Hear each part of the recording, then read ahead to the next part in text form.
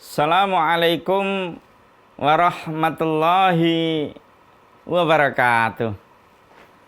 Alhamdulillahilladzi hadana lihada wa ma kunna linahtadiya laula an hadanallah. Wa huwallazi anzalas sakinata fi qulubil mu'minin liyazdadu imanan ma'a imanihim. Ma'asyiral kaumul muslimin, pemirsa TV Muhammadiyah yang dirahmati dan diberkahi oleh Allah Subhanahu wa ta'ala.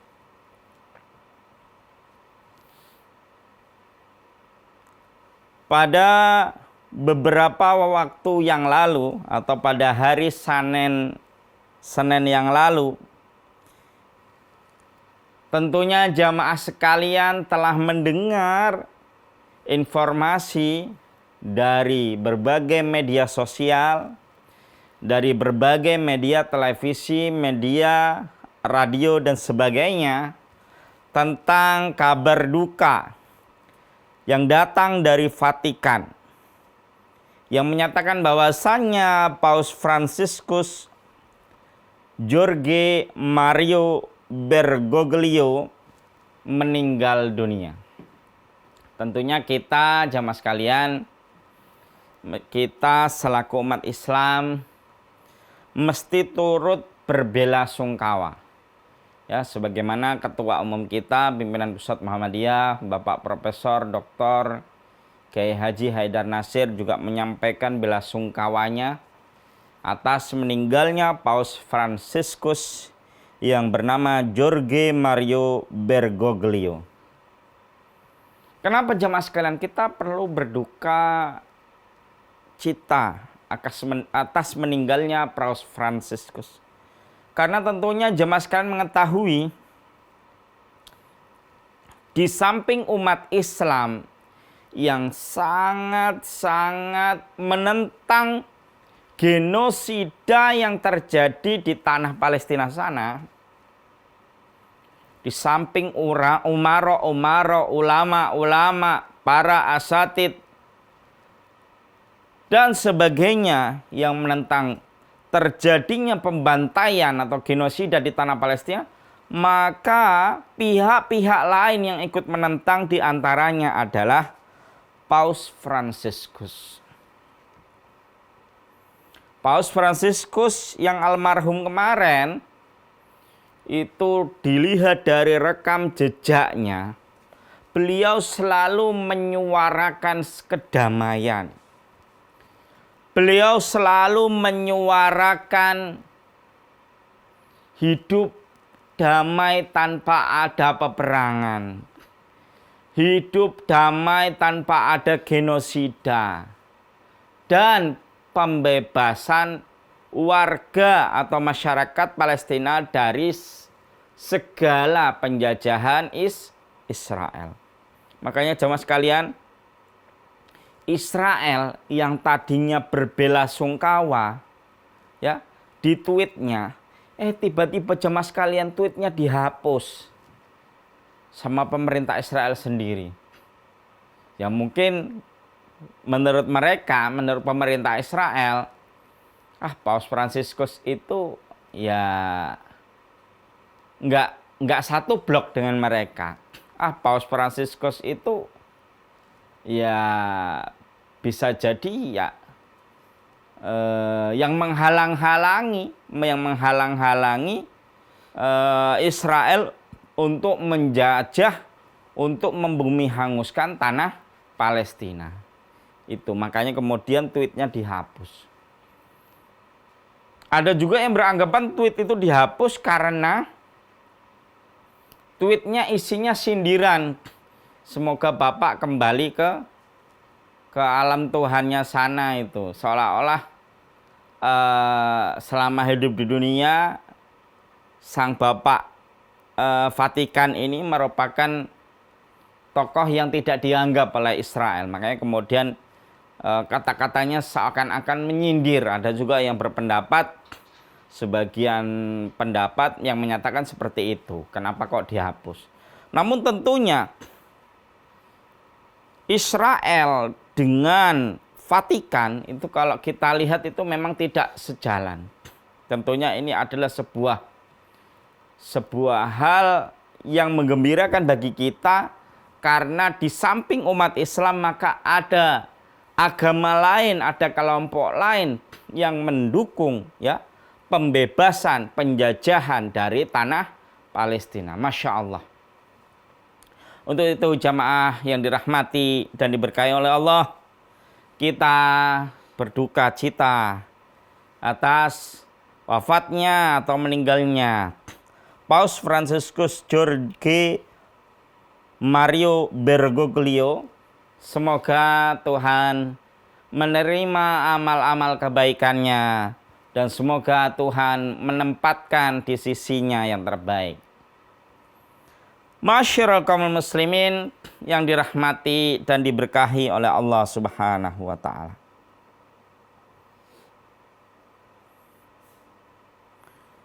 Kalau kita mau nengok bagaimana pernyataan beliau yang merangkul perbedaan, ya jamaah sekalian. Nah ini kata-kata beliau, ya ini diantara kata-kata beliau yang membahas tentang persatuan dan kesatuan ya. Di antaranya yang pertama, perbedaan agama tidak boleh menjadi alasan untuk konflik, tetapi kesempatan untuk saling pengertian dan kerjasama. Nah ini kata-kata pausnya bagus sekali jamaah sekalian. Jadi kita meskipun berbeda agama, ini bukan menjadi alasan untuk kita berkonflik, ya. Tetapi kesempatan untuk saling pengertian dan kerjasama. Jemaah sekalian yang dirahmati dan diberkahi oleh Allah, sebenarnya hal ini sudah dicontohkan oleh baginda Rasul Muhammad SAW. Jadi saat terjadi ya piagam atau perjanjian ya, atau setelah terjadinya Fathul Makkah, penaklukan kota Mekah. Jadi kan Rasulullah SAW hijrah ke Madinah. Lalu setelah hijrah ke Madinah, lalu tak lama kemudian kota Mekah itu ditaklukkan. Lalu di situ ada sebuah perjanjian ya, yang mana perjanjian di situ berisi tentang kewajiban umat Islam melindungi orang-orang di luar Islam atau non Muslim. Ya, tidak boleh, di situ ada ketentuannya, misalnya dari Rasulullah tidak boleh memungut pajak ya di luar yang telah ditetapkan oleh Rasulullah. Tidak boleh melakukan tindakan diskriminatif. Tidak boleh melakukan tindakan yang menyakiti mereka ya, atau dalam bentuk kriminal apapun itu dilarang oleh Rasulullah kepada orang-orang non Muslim. Jadi Rasulullah saat itu yang menjadi pemimpin bagi umat dan bangsa Mekah ya, Arab Saudi sekarang ini, maka merangkul semuanya, baik Yahudi, baik Nasrani, baik agama-agama yang lain yang memang dilindungi oleh baginda Rasulullah SAW. Jadi bukan Rasulullah terus memerangi mereka, bukan Rasulullah terus mengusir mereka, tapi mereka dilindungi dalam sebuah ikatan ya, dalam sebuah piagam ya, yang mana itu piagam yang berisi tentang perlindungan hak-hak non-Muslim di bawah pemerintahan Muslim, yakni Rasulullah Shallallahu Alaihi Wasallam. Jadi Rasulullah saat itu juga komunikasi dengan orang-orang Yahudi. Ya contohnya waktu yang lalu kan Ustadz membahas tentang film Al-Bid'ah Jadi orang-orang Yahudi itu suka mencium tangan Rasulullah, suka mencium kaki Rasulullah. Itu karena kedekatan Nabi Muhammad SAW dengan orang-orang Yahudi. Itulah jemaah sekalian. Apa yang mungkin logikanya jemaah sekalian? Kalau memang orang-orang Yahudi dengan Rasulullah SAW nggak dekat, apa yang mungkin Rasulullah SAW tangannya mau dicium sama orang Yahudi? Apa yang mungkin jamaah sekalian kakinya Rasulullah SAW mau dicium oleh orang Yahudi? Jawabannya nggak mungkin. Ya, nggak mungkin. Mereka orang-orang Yahudi mau mencium tangan Nabi, mau mencium kaki Nabi, karena ada kedekatan dengan Rasulullah SAW. Karena ada chemistry yang terjalin.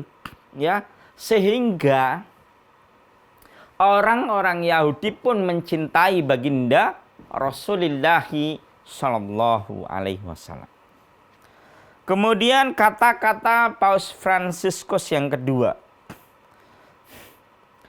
kita semua adalah anak-anak Tuhan dan kita semua memiliki hak untuk dihormati dan dicintai terlepas dari agama kita.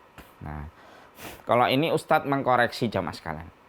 Jadi kita ini semuanya bukan anak Tuhan, jamaah sekalian. Kita di sini adalah ciptaan Allah Subhanahu wa taala. Jamaah yang dirahmati dan diberkahi oleh Allah, sebelum kita melanjutkan kajian kita, mari kita simak tayangan yang berikut ini. Yang kedua, jamaah yang dirahmati dan diberkahi oleh Allah, kita semua adalah anak-anak Tuhan. Nah, ini Ustadz koreksi, kita bukan anak Tuhan, ya. Mas Ilham bukan anak Tuhan, ya. Mas Andi bukan anak Tuhan, Ustadz Jati bukan anak Tuhan. Kita semuanya adalah makhluk ciptaan Allah Subhanahu wa taala.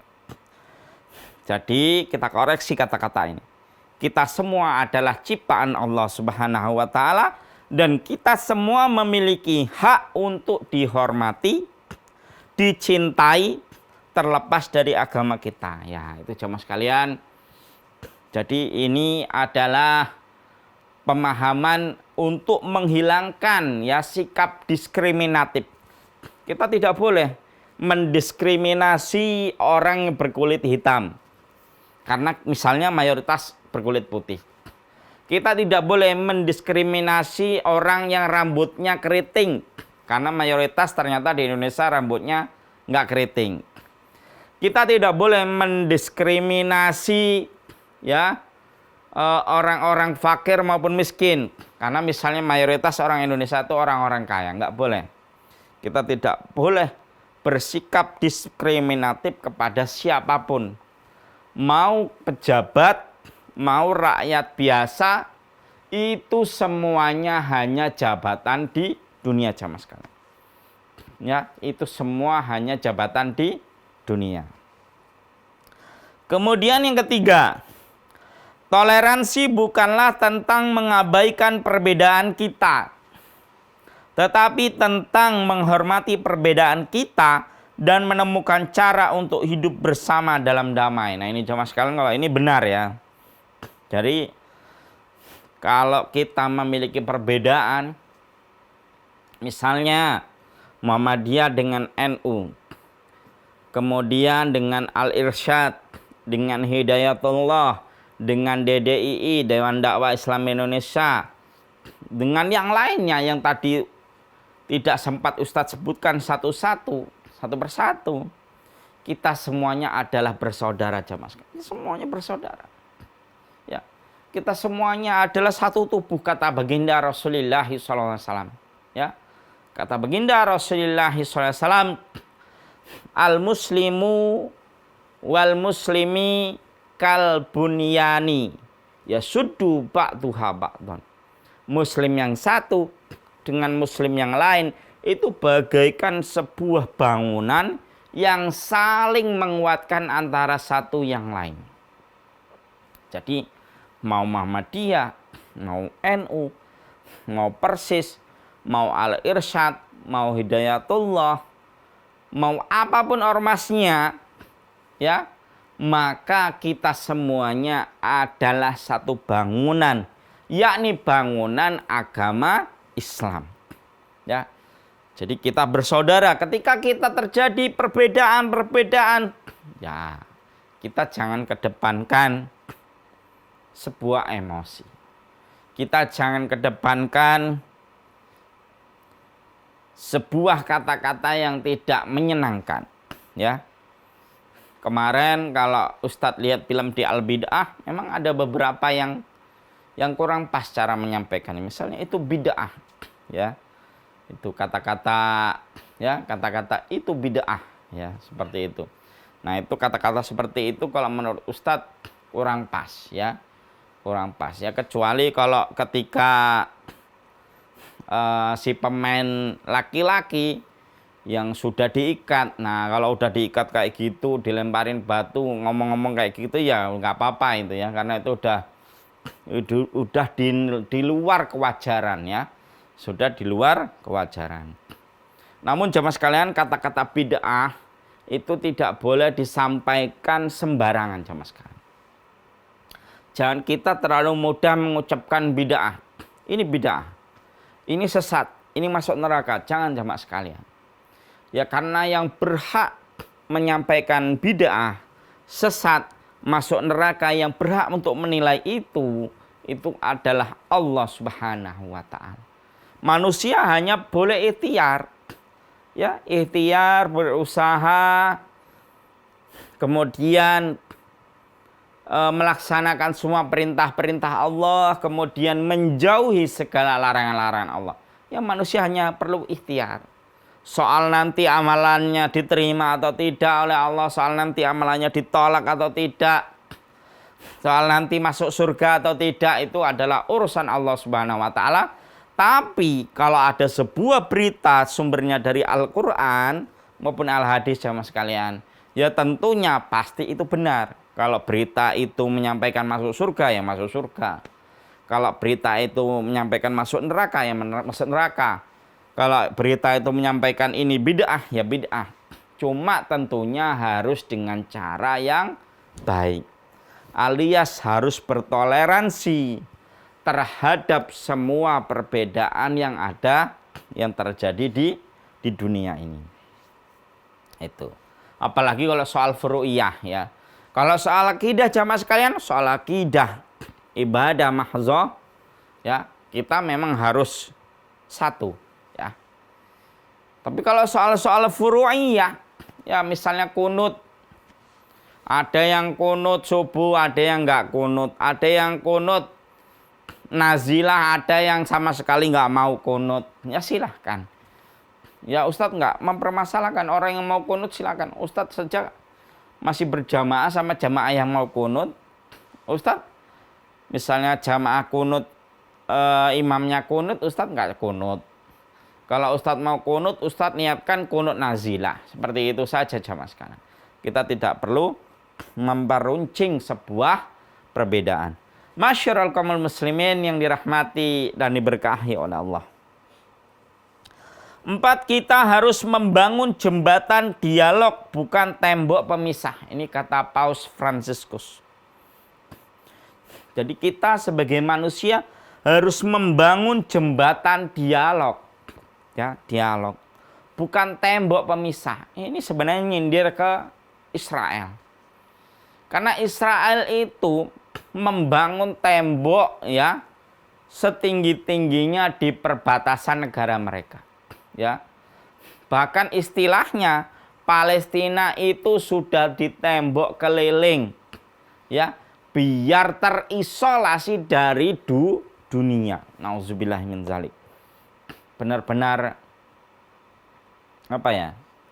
Tidak ada satupun manusia yang lebih kejam dari orang-orang Israel, khususnya Benjamin Netanyahu. Dan tidak ada satupun negara yang sekejam-kejamnya, yang sekeji-kejinya merampas hak hidup seorang selain Israel. Jadi Palestina, jamaah sekalian, udah dikurung, dibangun tembok, dikelilingi. Di samping itu Yang mau keluar silahkan keluar, kalau sudah keluar nggak bisa balik. Makanya Ustadz secara pribadi, jamaah sekalian, mohon maaf, Ustadz secara pribadi menolak ya usaha evakuasi warga Palestina ke Indonesia. Ustadz menolak.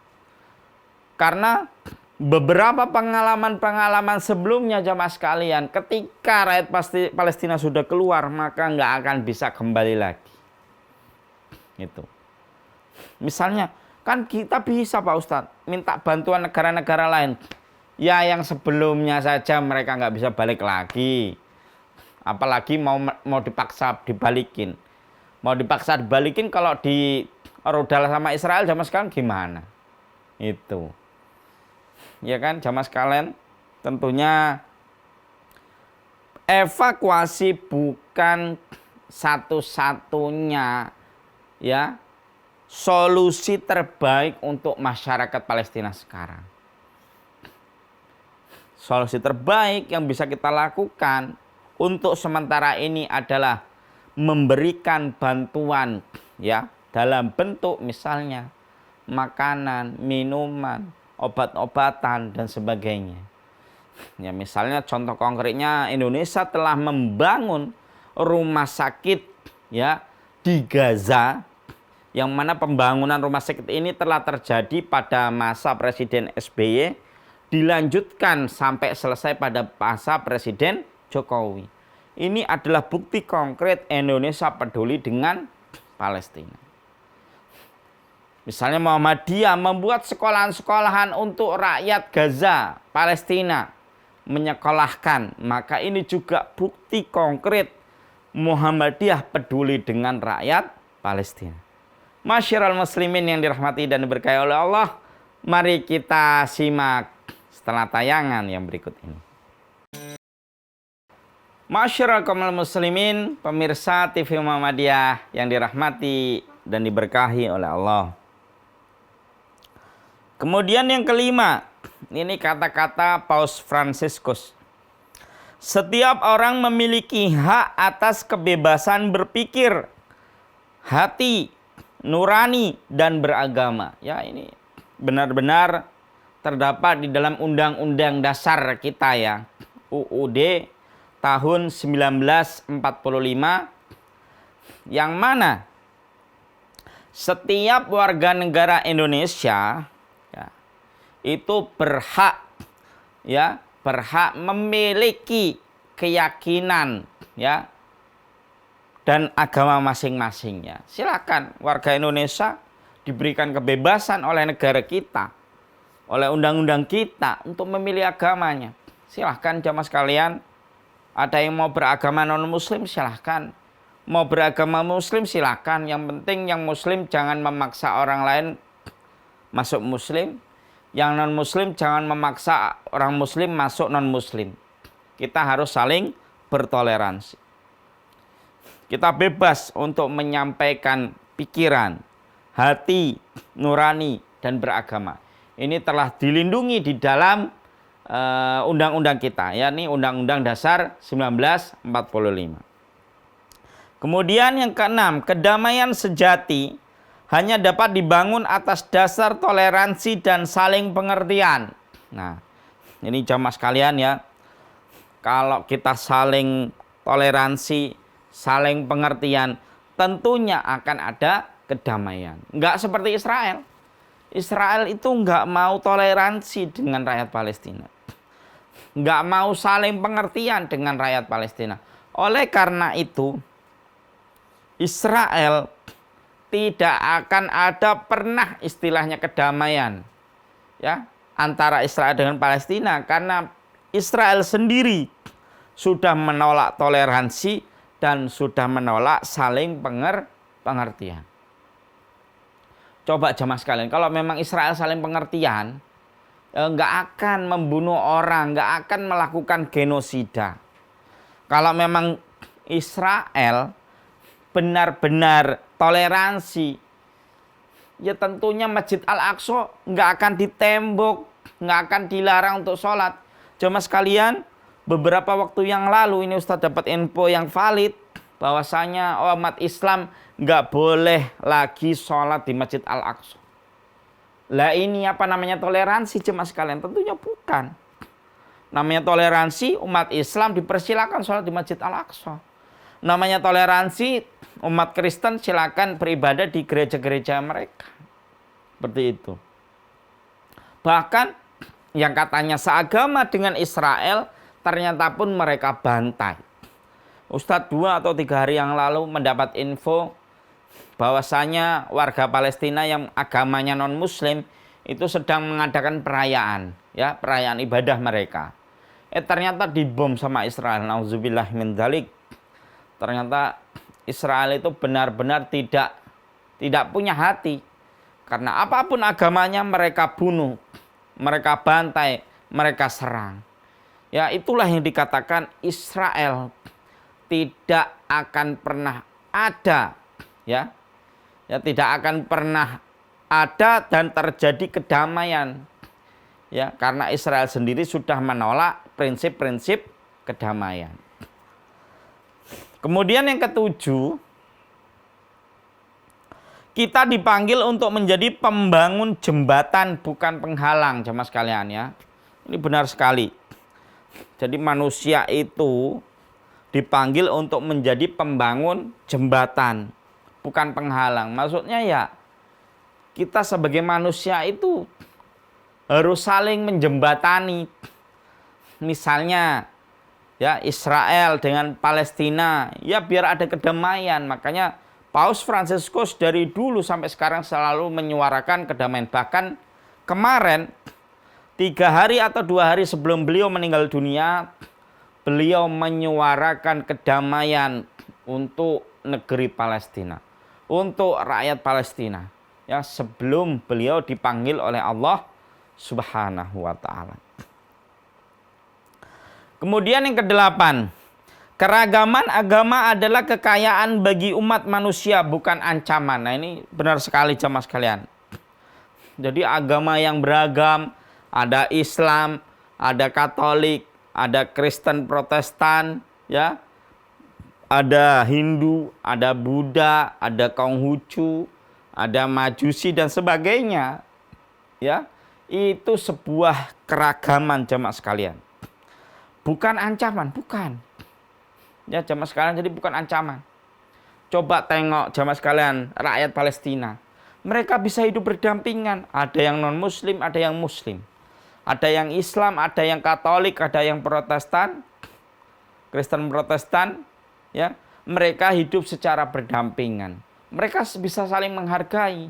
Ya, tentunya ya lakum dinukum waliyadin. Agamamu, agamamu, agamaku, agamaku. Tapi mereka bisa toleransi. Begitu pula Indonesia, jamaah yang dirahmati dan diberkahi oleh Allah. Kalau tidak saling toleransi, mungkin kita sudah saling bunuh-membunuh. Kalau tidak toleransi, kita mungkin sudah seperti nasib negara-negara di Timur Tengah sana. Ya, yang memang diadu domba oleh antek-antek Israel dan kroni-kroni Amerika dan sebagainya, ya. Oleh karena itu jemaah yang dirahmati dan diberkahi oleh Allah, mari kita jadikan keragaman agama sebagai kekayaan bagi umat manusia, ya. Ya, sebagai kekayaan bagi umat manusia, bukan ancaman. Ya, sama seperti Nabi Muhammad SAW. Nabi Muhammad SAW ketika menjadi pemimpin di kota Mekah, tidak lalu menolak orang-orang Yahudi, mengusir orang-orang Yahudi. Tidak lalu menolak orang-orang Nasrani, mengusir orang-orang Nasrani, tapi melindungi mereka. Berarti Nabi Muhammad SAW secara tidak langsung telah membangun keragaman agama, telah menjadikan keragaman agama sebagai kekayaan bagi umat manusia. Karena Nabi Muhammad SAW telah sadar, telah menyadari bahwasannya hidup di dunia itu tidak bisa satu agama.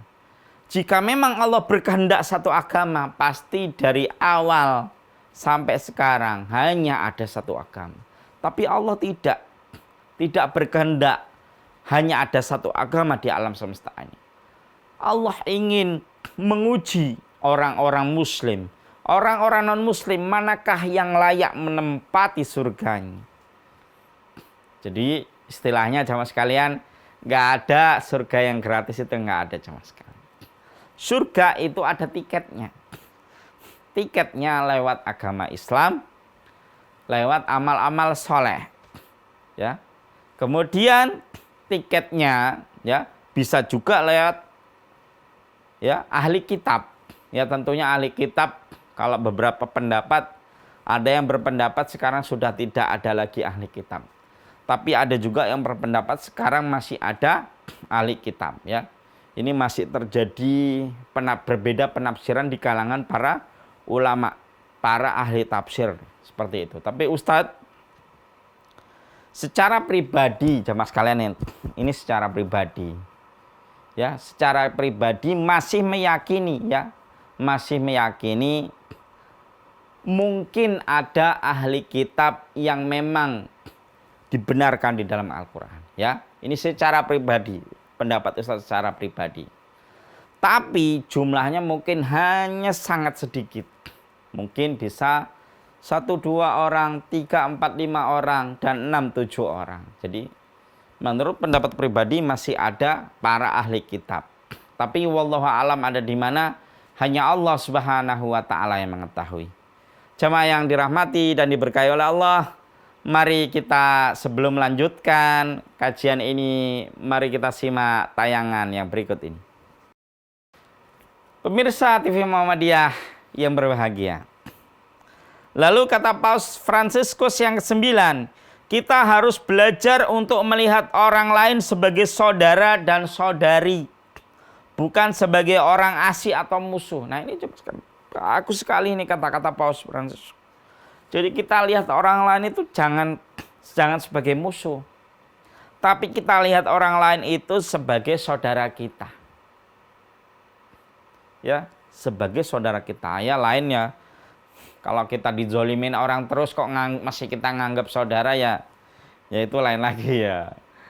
Karena kita bukan nabi ya. Kalau Nabi Muhammad SAW dilempari kotoran, dihina, dicaci maki, dihujat, ya, beliau masih menganggap orang yang menyakitinya itu sebagai saudaranya. Tapi kalau kita jujur ya Ustadz, kalau ingin seperti Nabi Muhammad SAW, Ustadz belum bisa jamaah sekalian. Ya, berat, kita disakiti orang terus, kita dizolimin orang terus, lah kok kita diem gitu ya, itu kayaknya belum bisa jamaah sekalian ya.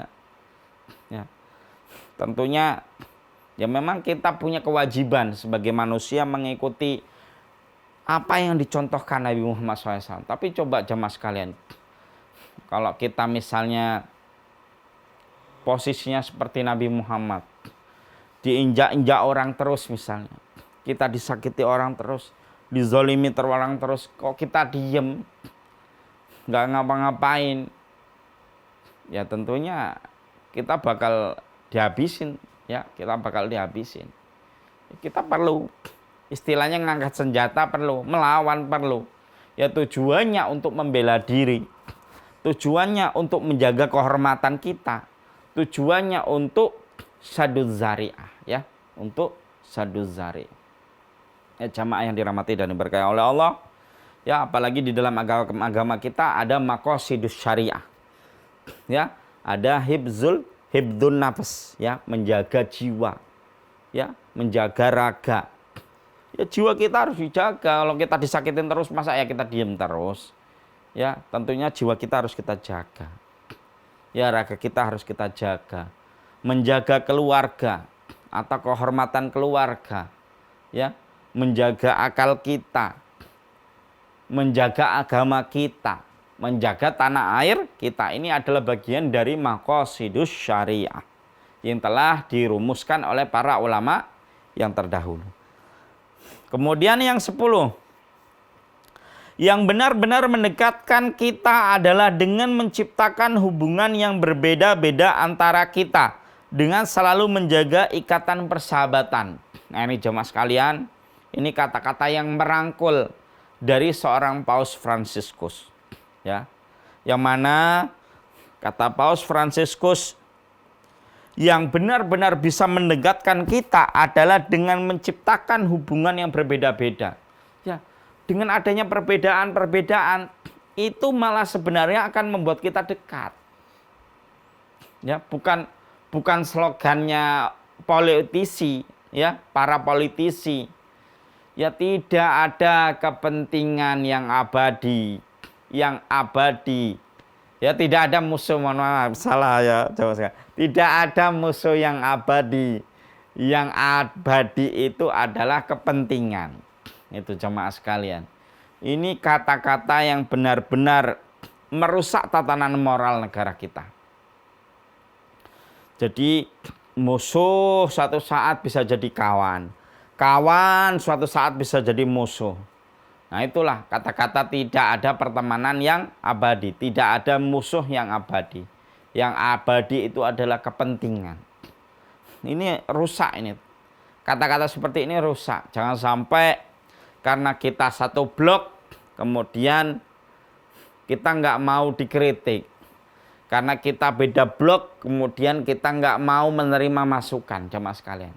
Ketika kita menjadi seorang pemimpin, jamaah sekalian, harus siap dikritik oleh rakyatnya. Harus siap diberi masukan oleh rakyatnya.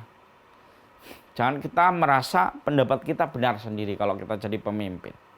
Begitu pula jamaah sekalian. Kalau kita sebagai rakyat juga harus siap memberi kritikan kepada pemimpin-pemimpin kita. Jangan sampai pemimpin-pemimpin kita jamaah sekalian menjadi Fir'aun yang kedua atau Fir'aun yang ketiga. Ya, karena kalau kita mau menengok di dalam Al-Quran, Fir'aun itu bisa menjadi raja yang kejam, bengis, tirani. Karena dia salah satunya tidak mau menerima kritikan. Karena dia salah satunya tidak mau menerima masukan. Itu jemaah sekalian. Untuk itu jemaah yang dirahmati dan diberkahi oleh Allah.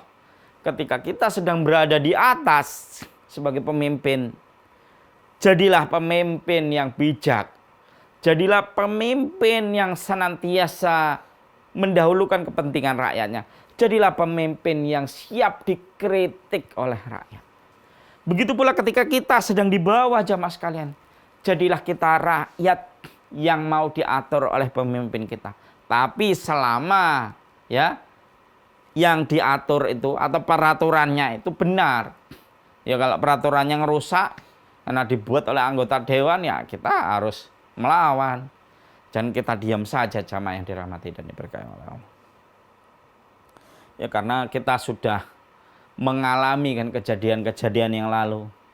Ya, ada revisi undang-undang KPK, ada revisi undang-undang Minerba, ya, ada cipta kerja atau cipta karya, ya, itu semuanya merusak tatanan Republik Indonesia yang dibuat oleh anggota dewan dan disetujui oleh pemerintah. Ya, ini kita nggak boleh kecolongan lagi jamaah sekalian.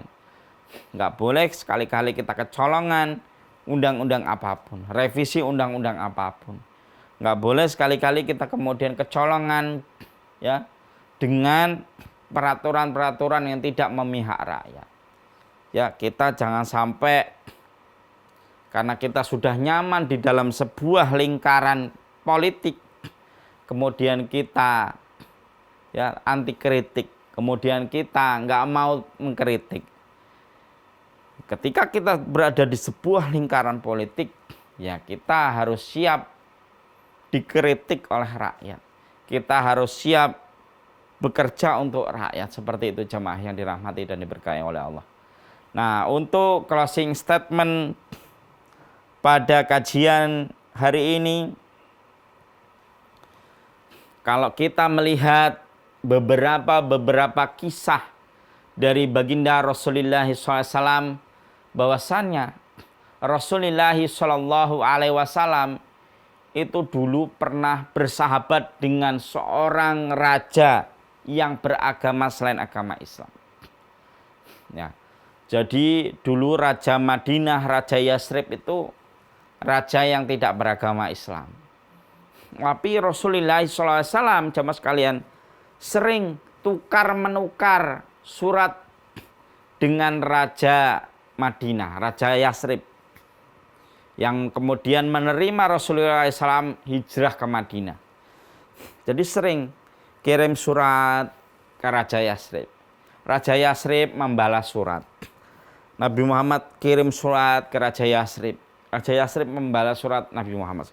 Jadi ini adalah sebuah bentuk kerjasama yang baik, ya, contoh yang baik antara Rasul Muhammad SAW dengan raja saat itu, ya, Raja Yasrib saat itu, yang mana terjalinnya sebuah komunikasi yang baik sehingga ya bisa mewujudkan sebuah masyarakat yang romantis istilahnya jamaah sekalian, ya. Jadi romantis itu jamaah sekalian nggak hanya di dalam pernikahan, tapi juga di dalam kehidupan sehari-hari. Seakan-akan kita bersaudara dan kita seakan-akan saling mencintai. Kita seakan-akan saling menyayangi. Kita harus saling toleransi. Kita harus saling menghargai perbedaan. Namun jamaah sekalian tentunya selama sesuai dalam koridor agama Islam. Selama sesuai dengan kepercayaan dan keyakinan masing-masing, ya. Lakum dinukum waliyadin. Agamamu agamamu, agamaku agamaku. Kita meskipun berbeda, kita harus tetap bersatu. Nun wal qalami wa mayasturun fastabiqul khairat. Assalamualaikum warahmatullahi wabarakatuh.